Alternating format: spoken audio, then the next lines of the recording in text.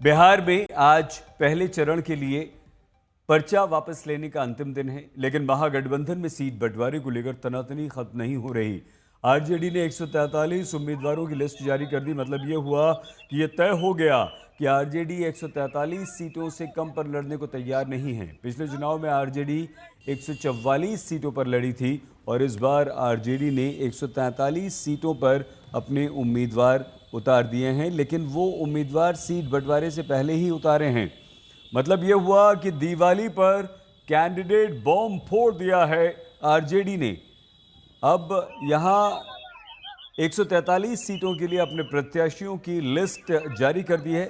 सीतामढ़ी जिले की 2 विधानसभा सीटों पर नए चेहरों को आरजेडी ने मैदान में उतारा है, लेकिन इस लिस्ट से आरजेडी के कई पुराने विश्वास पात्र आश्वस्त दावेदारों के टिकट कट गए। ये 12 जगह कैंडिडेट उतार दिया गया डबल। इससे गठबंधन चलती है? हाँ, क्षमता क्यों नहीं है बोलने की? कांग्रेस को निर्णय लेना चाहिए। अभी भी युवा अध्यक्ष के सीट पर किसी बड़े ठेकेदार को दे दिया, ललन जी के सीट पर आरजेडी ने सुबह, और कहलगांव के सीट के चलते उन्होंने सारे सीटों पर दे दिया, अत्यंत पिछड़ी जाति पर, दलितों पर। ऐसे चलेगा क्या? तो जिस तरीके से टिकट बांटा गया है ये बिल्कुल गलत है। जिस तरह से महागठबंधन के अंदर सिर फुटौल हो रहा है, आपस में एक दूसरे पर आरोप प्रत्यारोप हो रहा है। कांग्रेस के अध्यक्ष ने कहा कि ये दलित विरोधी काम राष्ट्रीय जनता दल कर रहा है, और इस तरह की मानसिकता मतदाता देख रही है। और राजद, राष्ट्रीय जनता दल, कांग्रेस, वीआईपी, झारखंड मुक्ति मोर्चा और जितने भी महागठबंधन के दल हैं, आज एक दूसरे के आरोप प्रत्यारोप में अपना समय बिता रहे हैं। जनता देख रही है, मतदाता देख रही है कि जो महागठबंधन, जो राष्ट्रीय Janata Dal, Congress, VIP, JMM seat का बंटवारा नहीं कर सकती है, वो बिहार को नहीं चला सकती है। महागठबंधन के दल के सभी शीर्ष नेतृत्व बैठकर इस पूरे मामले को सुलझा लेंगे और कोई न कोई रास्ता निकलेगा बिहार को बचाने के लिए, बिहार को बनाने के लिए और केंद्र की सत्ता हुकूमत को उखाड़ फेंकने के लिए। ये बिहार की लड़ाई तेजस्वी जी लड़ रहे हैं। इस लड़ाई को मजबूती प्रदान करने के लिए सबको सहयोग करना चाहिए। इस सीट से ज़्यादा महत्वपूर्ण जीत कैसे हो, इस पर सोचना चाहिए।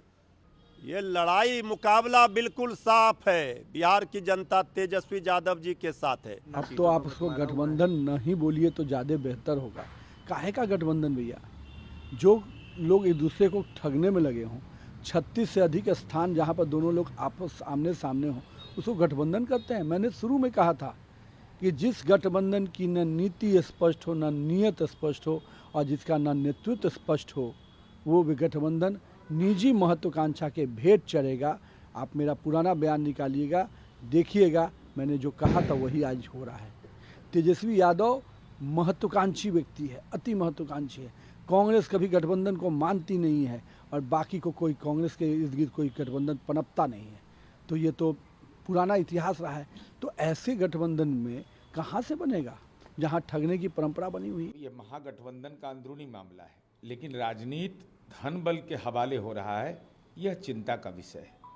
और कोई कांग्रेस पार्टी का विधायक जो अल्पसंख्यक है और वह दल के दलित समाज से आने वाले प्रदेश अध्यक्ष के सामने अपनी पीड़ा व्यक्त कर रहे हैं और माननीय राजेश राम जी निस्सहाय टाइप रूप से हैं, यह निश्चित रूप से राजनीति के बदलते दौर में चिंता का विषय है कि आखिर इस राज्य की राजनीति को कहाँ ले जाया जा रहा है। ग्रैंड अलायंस के गठबंधन के घटक दल की सहमति न बनना एक सवाल, लेकिन गठबंधन के विधायक एक दूसरे पर अविश्वास कर रहे हों, दल का नेतृत्व लाचार हो कांग्रेस जैसी पार्टी का, और राहुल गांधी जी टुकटुकी लगा के देख रहे हैं, यह निश्चित रूप से चिंता का सबब लोकतंत्र के लिए। मैंने अपने जीवन काल में कभी इस तरीके का चुनाव नहीं देखा जहां पे इतना बड़ा गठबंधन इस तरीके से बिखराव की कगार पर आ गया। मतलब सीटों के चयन में समझ में आ सकता है कि शायद विवाद हो, पर अभी तक सीटों की संख्या तक गठबंधन नहीं डिसाइड कर पाया है। और ऐसे में अगर इस भ्रम में है महागठबंधन के लोग कि भैया कुछ सीटों पे आमने सामने हो जाएं, there is nothing called as friendly fight, either you are friends और you are fighting with each other. ये दोस्ताना संघर्ष राजनीति में नहीं होता है, ये गलत शब्दावली है। आप अगर एक जगह पे एक दूसरे के सामने अगर आप चुनाव लड़ रहे हैं, एक दूसरे के नेता के ऊपर आप आरोप लगा रहे हैं अपना चुनाव जीतने के लिए, तो आप कैसे मान के चल सकते हैं कि भैया दूसरे जिलों में या दूसरी विधानसभा में इसका असर नहीं पड़ेगा। आज अगर कहीं पे मैं चुनाव लड़ रहा हूं और मैं किसी दूसरे दल के बारे में कुछ यहाँ पे कह रहा हूं, तो मैं कैसे ये उम्मीद रख सकता हूं कि दूसरी विधानसभा में उस दल का और मेरे दल का एक समन्वय बैठेगा? ऐसा नहीं होता है चुनाव में। ये जो लोग हैं, जितने भी नेता हैं जो एसी कमरे में बैठ के हेलीकॉप्टर में घूमकर इन लोगों को लगता है कि भैया हम लोग ऊपर हम लोग मिल जाएंगे तो नीचे भी कार्यकर्ता मिल जाएंगे, ऐसा नहीं होता है। आप ऊपर तो हो सकता है संभवतः 1 दिन 2 दिन 4 दिन के बाद ये लोग हाथ पकड़ के एक तस्वीर खिंचा लें एक दूसरे के साथ खड़े होकर, पर जो कार्यकर्ता इनके लिए नीचे लड़ रहा है, इनके लिए झगड़ रहा है, वो कैसे एक साथ आ पाएगा? महागठबंधन ने कहीं ना कहीं अपना पूरा नुकसान, ये ना गठबंधन को जिस तरीके से इन्होंने इसमें बिखराव किया है, जिस तरीके से समन्वय नहीं बैठ पाया है, इसका बहुत बड़ा खामियाजा महागठबंधन को भुगतना पड़ेगा। आइए पटना आपको लिए चलते हैं। रोहित सिंह हमारे संवाददाता हमारे साथ जुड़ चुके हैं। रोहित, ये ऊहापोह की स्थिति के बाद लिस्ट का जारी होना, इसे गठबंधन से जोड़कर हम कैसे देखें?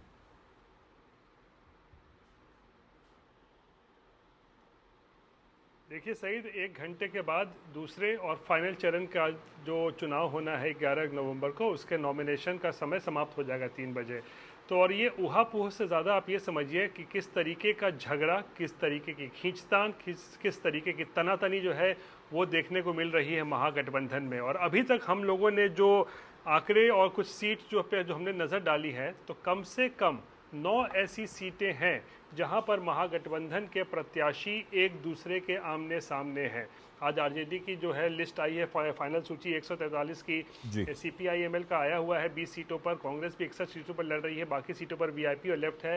लेकिन 9 सीटों पर जो है महागठबंधन आमने सामने है, और उसमें से 6 सीट कम से कम ऐसी है जिसमें डायरेक्ट आरजेडी और कांग्रेस आमने सामने है।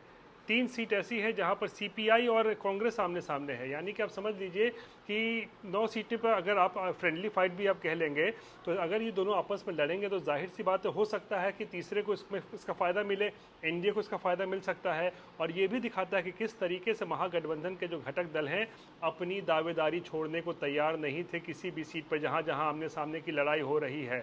तो इसीलिए आखिरी मौके पर, आखिरी दिन जब नॉमिनेशन समाप्त हो रहा है, जल्दी से तो क्या की जो है अब ये सीट शेयरिंग वाला जो मामला है वो खत्म माने?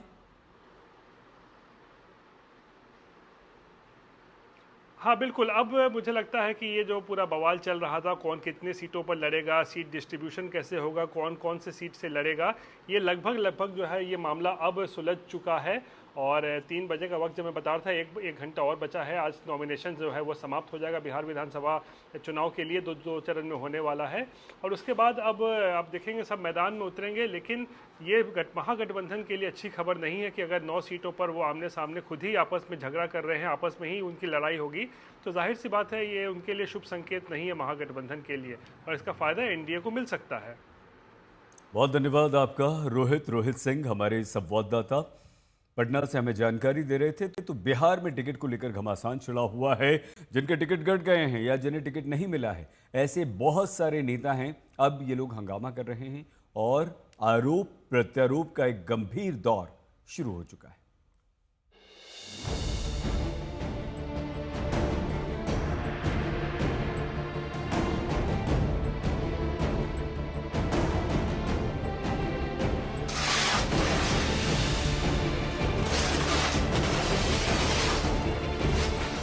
संजय यादव हमका बोला कि 2 करोड़ 70 लाख दो, पैसा वापस कर दे रहे हैं। तुमको हम 12% चुनाव लड़ाएंगे। हमारे साथ ना इंसाफ हुआ, जुल्म हुआ, हमको कुर्बानी कर दिया हक समझिए दफना दिया बाकी। कहीं गुस्सा दिख रहा है, कहीं आंसू निकल रहे हैं और कहीं कपड़ा फाड़ प्रदर्शन हो रहा है। बिहार के चुनावी संग्राम में ये विरोध प्रदर्शन उन नेताओं का दर्द बयां कर रहा है जिन्हें तमाम उम्मीदों के बाद भी टिकट नहीं मिल सका। सबसे पहले पटना में लालू राबड़ी के आवास के बाहर कपड़ा फाड़ प्रदर्शन की इन तस्वीरों को देखिए। हंगामा कर रहे शख्स मधुबन विधानसभा के आरजेडी नेता मदन शाह हैं। उम्मीद थी इस चुनाव में टिकट मिलने की, लेकिन जब टिकट नहीं मिला तो कपड़ा फाड़कर हंगामा शुरू कर दिया। मदन शाह टिकट न मिलने को लेकर पैसे के लेन देन का आरोप लगा रहे हैं और उनके निशाने पर हैं आरजेडी के राज्यसभा सांसद संजय झा।